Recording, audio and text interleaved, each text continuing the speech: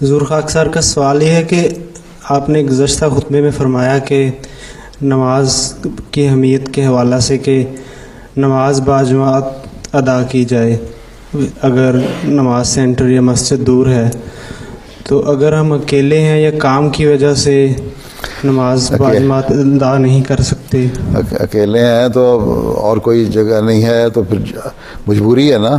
جی تو میں نے یہی کہا تھا مجبوری تو اور بات ہے، نہیں تو کوشش کریں زیادہ سے زیادہ نمازیں باجماعت ادا کریں. حدیث میں تو آیا اگر تم صحرا میں جا رہے ہو اور وہاں نماز کا وقت ہو گیا ہے تو تم اذان دے دو وہاں، حالانکہ تم کسی کو بھی نہیں دیکھ رہے، سب کھلا میدان نظر آ رہا ہے، کوئی نظر نہیں آ رہا نا، اذان دو. شاید کوئی بھولا بسرا مسافر کسی جگہ چھپا بیٹھا ہو کسی درخت کے نیچے یا کسی ٹیلے کے پیچھے، وہ تمہاری اذان کی بات سن کے آ جائے اور نماز تمہارے ساتھ پڑھ لے.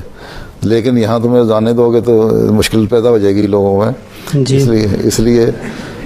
اس لیے اپنی نماز پڑھ لو، ٹھیک ہے. جی ضرور. اور لیکن کوشش یہ کرو کہ باجماعت نمازیں پڑھنی ہیں. جی